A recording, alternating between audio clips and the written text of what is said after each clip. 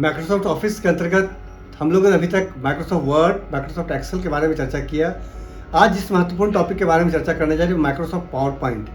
Power point basically एक presentation के लिए होता है। मान लीजिए हम कोई प्रोग्राम बनाए हैं, प्रोग्राम कर रहे हैं, हम उसका प्रेजेंटेशन तैयार करना चाहते हैं। मतलब वो प्रोग्राम को मान लीजिए एक साथ 50 ऑडियंस, 100 ऑडियंस या 200 ऑडियंस देखना चाहता है, तो हम उसका स्लाइड बाय स्लाइड प्रेजेंटेशन तैयार करते हैं बाय यूजिंग पावर पॉइंट। जैसे कि मान लीजिए कि हमारा क्लास चल रहा है, मान लीजिए फैकल्टी लेट आया, पढ़ाने के लिए देर आ रहा है, तो हम लड़के को अपना प्रेजेंटेशन दिखा सकते हैं, तो उसमें लड़के इंगेज हो सकते हैं। पावर पॉइंट एक बेसिकली सबसे इंपॉर्टेंट टूल्स होता है फॉर प्रेजेंटेशन क्रिएशन। तो इस चैप्टर में हम पूरा डिस्कस करेंगे किस तरह से स्लाइड प्रेजेंटेशन बनाएंगे, कैसे शॉर्टकट्स का यूज़ करेंगे, किस तरह से डिज़ाइन चेंज करेंगे, एनिमेशन इफेक्ट कैसे डालेंगे, इस सब पे हम विस्तृत चर्चा करेंगे by using power point. MS power point का मतलब माइक्रोसॉफ्ट पावर पॉइंट है, जो पावर पॉइंट भी कहा जाता है। एमएस ऑफिस पैकेज का ये सॉफ्टवेयर है जो कि माइक्रोसॉफ्ट कंपनी द्वारा बनाया गया है। तो Microsoft power point basically presentation होता क्या है। सबसे पहले प्रेजेंटेशन होता है कि इसको समझने के लिए प्रेजेंटेशन को समझेंगे, प्रेजेंटेशन क्यों होता है, प्रेजेंटेशन क्यों बनाया जाता है और इसका उपयोग कैसे करेंगे। तो प्रेजेंटेशन को पीपीटी भी कहा जाता है और यहाँ कई सारे पेजेज जिन्हें स्लाइड कहते हैं, इसको मिलकर बनाई जाती है। सबसे पहले हिसाब से जितना चाहे उतना पेज या स्लाइड हम तैयार कर सकते हैं। एमएस पावर पॉइंट को ओपन कैसे करेंगे। एमएस पावर पॉइंट को आप डेस्कटॉप पर दिख रहा है अपने आइकॉन पर क्लिक करके ओपन कर सकते हैं। हो सकता है कि आपका डेस्कटॉप पे इसका कोई आइकॉन नहीं हो, तो आप ऐसे में आप स्टार्ट मेनू में ओपन करके उसमें पावर पॉइंट को सर्च कर सकते हैं, उसके बाद आइकॉन पर क्लिक करके ओपन कर सकते हैं। इस प्रकार विंडोज 7, 8 और 10 में एमएस पावर पॉइंट को ओपन कर सकते हैं। पावर पॉइंट जब खोलेंगे तो इस तरह का हमारा एक स्क्रीन आएगा, जिसको एलिमेंट्स ऑफ पावर पॉइंट में से क्विक एक्सेल टूल बार है, टाइटल बार है, मेनू बार है, ribbon, slide and thumbnail view. Thumbnail छोटा व्यू दिखेगा, स्टेटस बार नीचे दिखाएगा, जूम स्लाइड। जैसे हम बात करते हैं टाइटल बार तो आपको मालूम होगा विंडो का सबसे ऊपरी भाग होता है। इसमें सारे फाइल का नाम लिखा होता है। इसमें दाईं तरफ 5 बटन होते हैं, जिससे पहला बटन हेल्प, दूसरा बटन इसी विंडो के हिस्से को रिबन कहा जाता है, इसको दिखाने और छिपाने के लिए होता है। इसके बाद बटन को कॉमन विंडो बटन कहते हैं, मतलब ये विंडो में होते हैं जो कि विंडो को क्लोज करके, मिनिमाइज करके और रेसाइज करने का काम आते हैं। बाईं और एक और छोटा सा हिस्सा होता है जिसे क्विक एक्सेस टूल बार कहते हैं। इसमें बहुत सारे बटन होते हैं जिसका द्वारा हम हिसाब से कस्टमाइज किया जा सकता है। मेनू बार या टाइटल बार के नीचे वाला हिस्सा होता है जिसमें बहुत से अनेक ऑप्शन होते हैं, जैसे कि फाइल, इंसर्ट, डिजाइन आदि, जिनके बारे में हम आपको बाद में विस्तार से बताएंगे। अभी केवल मैं माइक्रोसॉफ्ट क्या है उसको बता रहा। रिबन क्या है, तो एमएस पावर पॉइंट का वो हिस्सा होता है जिस पर ओपन किए गए मेनू के अंदर सारे टूल दिखाई देते हैं। यह ठीक मेनू बार के नीचे होता है। इसमें फाइल मेनू को छोड़कर सारे मेनू के टूल्स दिखाई देते हैं।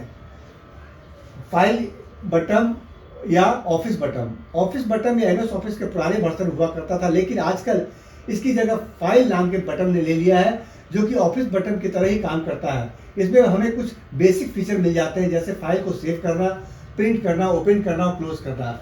स्लाइड या टेक्स्ट एरिया, यह पावर पॉइंट का सबसे ज़्यादा इंपॉर्टेंट हिस्सा है। हमारे स्लाइड में हमें क्या दिखाना है और क्या नहीं दिखाना है, यह काम इसी ऊपर होता है। स्क्रॉल बार, इसकी वजह से हम स्लाइड को हॉरिजॉन्टली और वर्टिकली स्क्रॉल कर सकते हैं। जूम स्लाइडर और स्लाइडर बार में हम करंट स्लाइड नंबर शो होता है। इसके ही दाईं ओर एक और फीचर होता है जिसे हम जूम स्लाइडर कहते हैं। इसकी सहायता हम सीट को जूम करके और जूम इन और जूम आउट, जूम इन मतलब जूम बड़ा कर सकते हैं, जूम आउट मतलब छोटा कर सकते हैं। थंबनेल व्यू, यह टेक्स्ट एरिया या स्लाइड की दाईं ओर का हिस्सा होता है, जिसके ऊपर हमें दूसरे स्लाइड के थंबनेल दिखाई देते हैं। इस पर क्लिक करके हम स्लाइड को एडिट करने के लिए ओपन कर सकते हैं। उसके बाद क्रिएटिंग ए प्रेजेंटेशन, कैसे प्रेजेंटेशन हम बनाएंगे।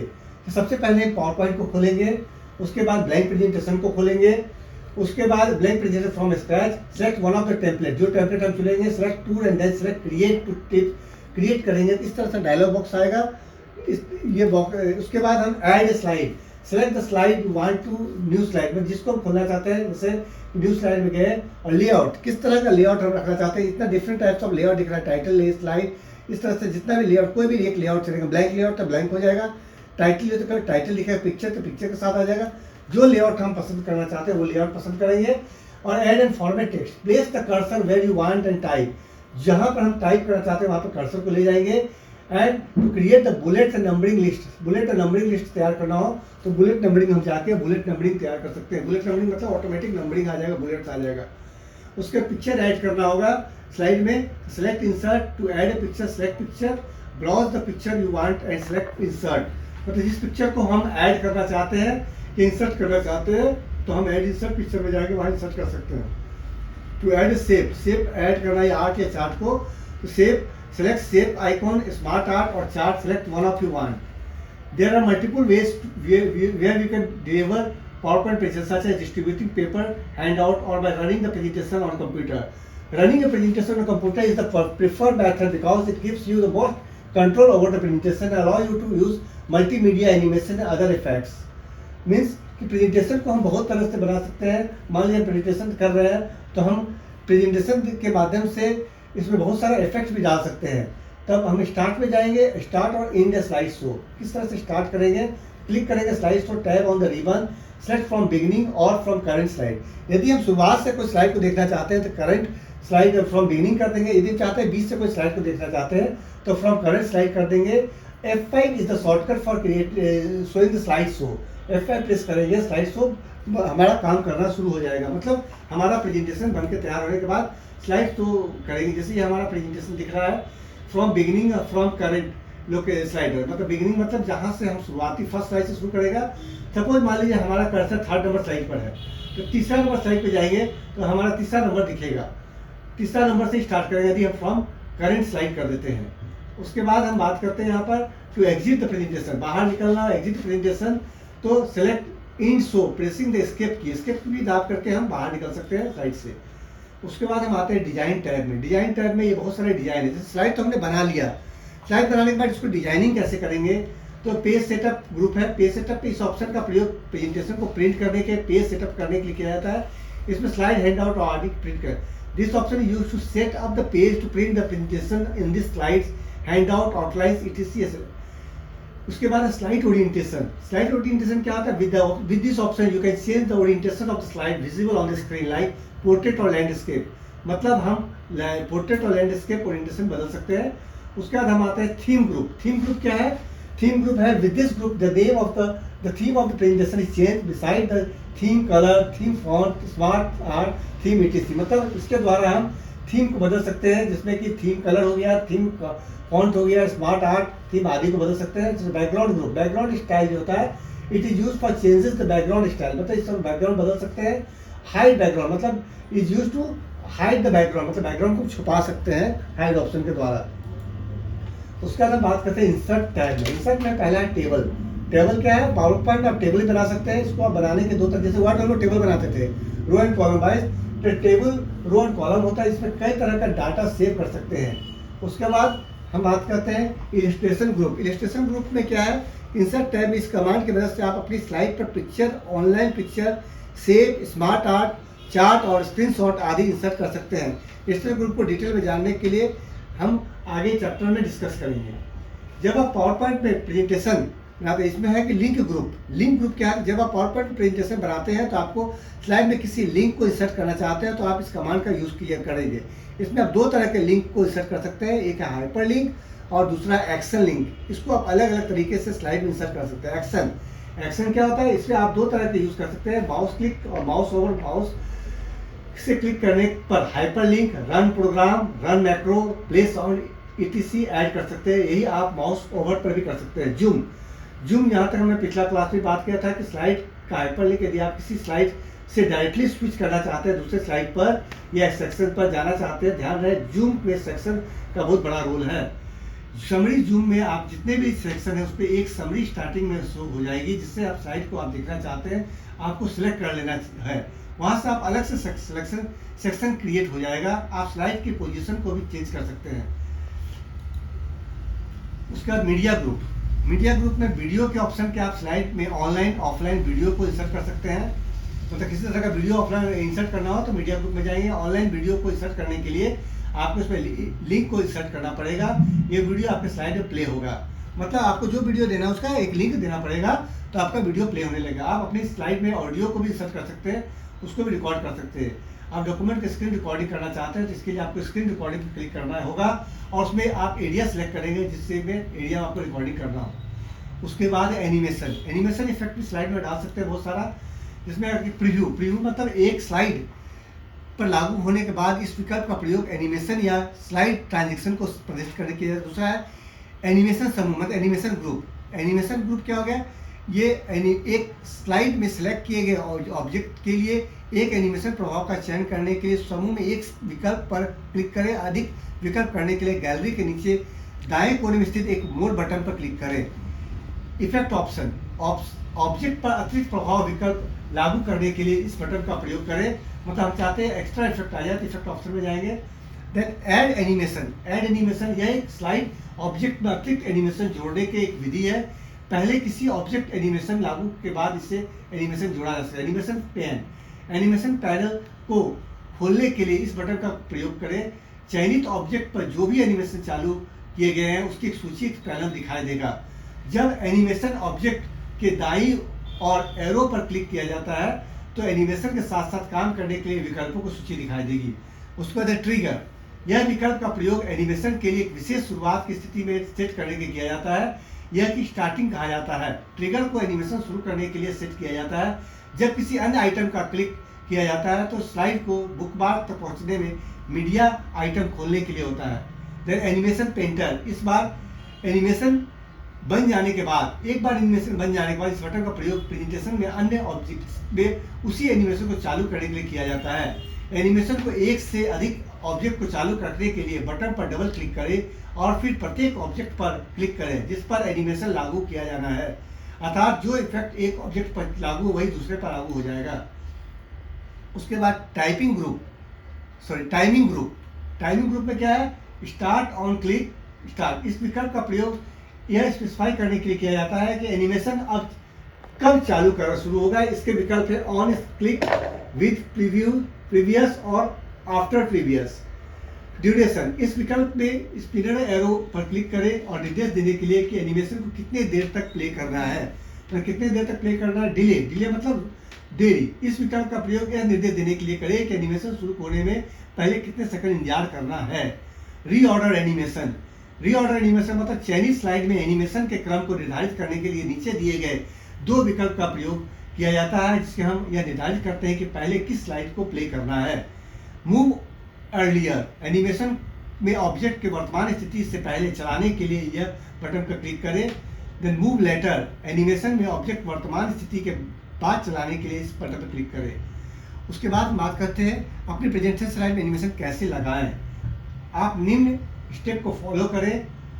स्लाइड पर ऑब्जेक्ट चयनित करें। यह टेक्स्ट, इमेज या अन्य कोई ऑब्जेक्ट हो सकती है। ऐड पर क्लिक करें। एनिमेशन का विकल्प एनिमेशन पैनल में सेलेक्ट करें जैसे कि एंट्रेंस, एग्जिट, इम्फेसिस और मोशन पथ। एनिमेशन विकल्प में एक सूची मिलेगी। यह विकल्प चुनें जिससे आप लागू करना चाहते हैं। आप अपने ऑब्जेक्ट को स्लाइड को प्रदर्शित करने के लिए समय अवधि भी निर्धारित कर सकते हैं। उसके बाद हम आते हैं स्लाइड शो बटन पे। स्लाइड शो बटन महत्वपूर्ण बटन है। इससे स्लाइड शो प्रेजेंटेशन कर सकते हैं। फ्रॉम बिगिनिंग F5 प्रयोग करेंगे तो आपका स्लाइड प्रेजेंटेशन मतलब this option is used to start the presentation from the first slide of the slide show. मतलब पहला स्लाइड से स्टार्ट करेगा slide show and from current slide show जिसका शॉर्टकट है Ctrl+F5। This option is used to start the presentation from the active slide in the slide show. मतलब active slide होगा उससे presentation start करेगा। Then another option is custom slideshow. Custom slideshow means using this option we can select some slides from the presentation and run it separately. Using this option we can select the desired slide from the presentation and make a set and save it by giving a name which can be run separately. Means इस option का प्रयोग हम करने में हम presentation से कुछ slides को सिलेक्ट करके अलग से चला सकते हैं। इस ऑप्शन के प्रयोग से हम प्रेजेंटेशन का कुछ इच्छित स्लाइड को सिलेक्ट करके एक सेट बना सकते हैं, एक नाम देकर सेव कर सकते हैं जिसे अलग से चलाया जा सकता है। Then setup slide show.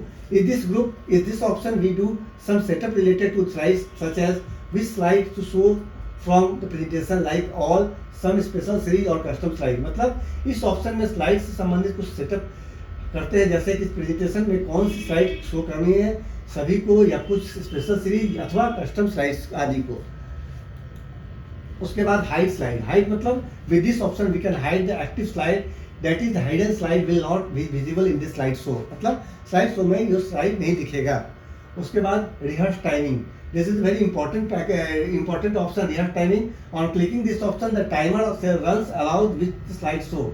After the slides are finished, it tells how much time the presentation had been taken. So you can rehearse with the presentation from the timer. अर्थात इस ऑप्शन के क्लिक करने पर slide show के साथ timer भी चलता है और जो स्लाइड शो खत्म होने के बाद बताता है कि प्रेजेंटेशन कितने समय में खत्म किया गया था। आप टाइमर से प्रेजेंटेशन के साथ रिहर्स कर सकते हैं। Next is resolution. With this option the resolution the presentation is reduced और increased because the presentation is shown on a small screen and with the help of this projector it is also shown on big screen. The higher the resolution of the presentation can increase the quality of the slide. मतलब इस option से presentation की resolution कम अथवा ज़्यादा की जा सकती है, क्योंकि प्रेजेंटेशन की छोटी स्क्रीन पर भी दिखाया जा सकता है और बड़ी प्रोजेक्टर की मदद से बड़ी स्क्रीन पर दिखाया जा सकता है। प्रेजेंटेशन का रेजोल्यूशन जितनी अधिक होगी स्लाइड उतना ही क्लियर होगा। उसके बाद हम आते हैं व्यू। व्यू में नॉर्मल व्यू, यह सभी पावर पॉइंट प्रेजेंटेशन के लिए डिफॉल्ट व्यू है। इस व्यू में स्लाइड पैनल और स्लाइड के थंबनेल जो लेफ्ट साइड के स्लाइड छोटे रूप में दिखाई देती प्रदर्शित किया जाता है। उसके बाद है आउटलाइन व्यू। प्रेजेंटेशन के एक आउटलाइन के रूप में देखने के लिए इस बटन का क्लिक करें। आउटलाइन स्लाइड पैनल के बाईं ओर फ्रेम में दिखाई देगी, यह स्लाइड पैनल की जगह लेगा। Next is slide sorter. Slide को थंबनेल के रूप में देखने के लिए इस बटन पर क्लिक करें। स्लाइड कॉलम को पंक्तियां दिखाई देंगी। यह प्रारूप स्लाइड को पुनर्व्यवस्थित मतलब रीअरेंज करने के लिए किया जाता है। नोट्स पेज, जब हम व्यू पर क्लिक करेंगे तो स्लाइड पेज पर से स्टॉप दिखाई देगा और प्रेजेंटेशन के लिए डाले गए स्पीकर नोट्स पृष्ठ के नीचे भाग में दिखाई देंगे। Reading view. रीडिंग व्यू मतलब इस व्यू का प्रयोग प्रेजेंटेशन को स्लाइड शो के रूप में देखने के लिए किया जाता है जो विंडो के भीतर फिट बैठता है। Then second is master view groups. Slide master. Slide master मतलब क्या हो गया? स्लाइड मास्टर के डिजाइन और लेआउट को बदलने के लिए इस बटन को क्लिक करें। स्लाइड मास्टर में एनिमेशन ट्रांजेक्शन जोड़े जा सकते हैं। प्रस्तुति में सभी स्लाइड्स के लिए विकल्प को बदलने के लिए सभी स्लाइड का उपयोग किया जाता है, चाहे लेआउट कैसा भी हो।